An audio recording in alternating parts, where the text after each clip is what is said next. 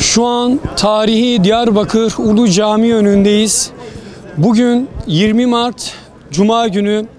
Evet, dün Diyanet İşleri Başkanlığımız Türkiye'de bir bildiri yayınlayarak camilerde Cuma vakti namazında camilerin kapalı olduğu bilgisini aktardı. Bilindiği üzere Çin'in Wuhan kentinde Aralık 2019 yılında bütün dünyaya yayılan koronavirüs salgınını gördük. Ülkemizde, Türkiye'de de Sağlık Bakanlığı'nın son verdiği bilgiye göre toplamda 4 vatandaşımızın hayatını kaybettiğini, 359 vakanın da görüldüğü bilgisi aktarıldı.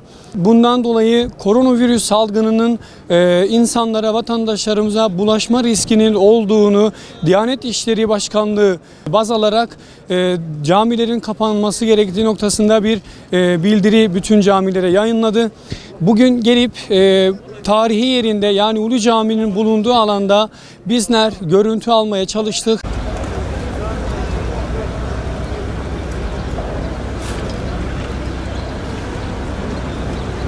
Öyle pano gidiyor.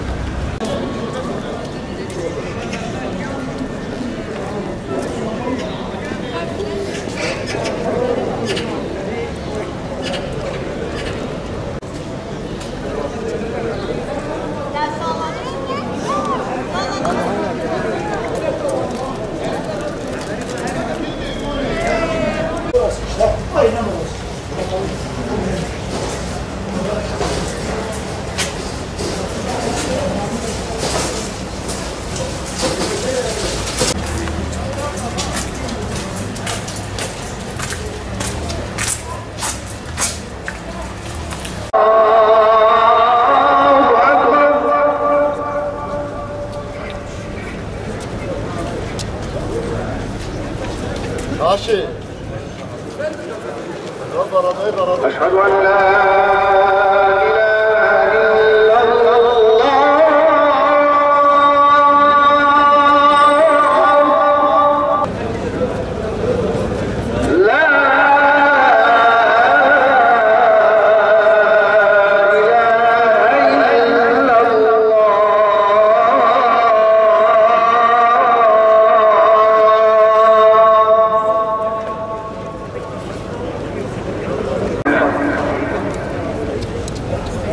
ev veya iş yerlerimizde öğle namazını kılıp milletimizin karşı karşıya bulunduğu bu salgın hastalıktan korunması için dua eder.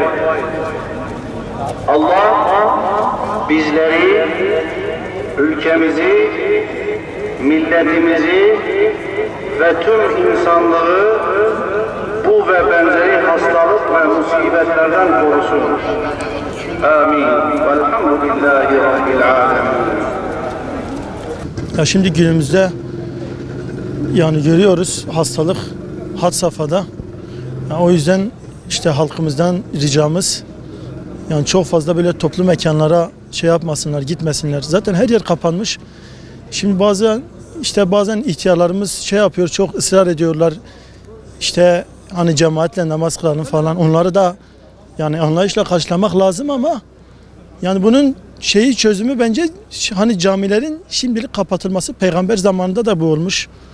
Şimdi Ulu Cami'den nereden baksan 3000-4000 kişi beraber namaz kılıyor. Bu içinde bir kişi bu hastalıktan varsa, bu koronavirüsten herkese bulaştırır. Şimdi camiler tabii hani ibadethanelerimiz ama yani evlerimizden oturup hani yani işte ellerimizi açalım, semaya dua edelim. İnşallah Allah tez zamanda bu işte virüsü insanların üzerinden alır. İnşallah tez zamanda bu virüsü yener de tekrar camilerimize kavuşuruz. Yani tekrar işte yani cemaatle kılınan şeylerin, namazların işte sevapları daha yüksektir. İnşallah tez zamanda Allah bu virüsü içimizden alır. Biz de camilerimize geliriz ve yani ibadetlerimizi yaparız. خدا عالم در حق ما دین و دنیا ما دا کی جاب خیر وی بکا آب خیر بکا ان شاء الله فين خشينا و عالم راکا ان شاء الله خدا شفا سلامتی بدا دین و دنیا ان شاء الله عفو و عافیه بدا ان شاء الله مسلمانان خدا حضور و عقوبت تکنا و مسلمانان ان شاء الله امر من 8 ساله ve ilk özved benim ki deriye camia oli camia hata girtine Cemi evzi bijber ve nukhaşi dibêjin ki yani boy insan razı faydaya inşallah Xuda aleme viyazı limen negre inşallah و Xuda Teala inşallah disa tekrar camia me veka ve kan nasibi me Müslüman hazıra hemiya inşallah.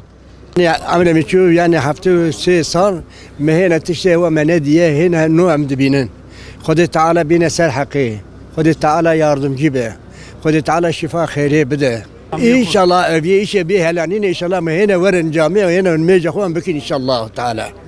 Ulu Cami'nin kapalı olduğunu görmek biraz bizi üzdü. Ama bir yandan da mantığı açıdan baktığımız zaman bu virüs gündemde bayağı bir sıkıntılı. İbadete kapatılması hem doğru bir şey çünkü virüsün yayılması toplu taşıma yerleri, toplanma yerlerinde sıkıntılı bir durum. Dolayısıyla kapatmalarına yani büyüklerimiz uygun görmüşlerse bir şey diyemeyiz. Yani umarım en kısa zamanda açarlar, ibadete tekrar hizmet verir.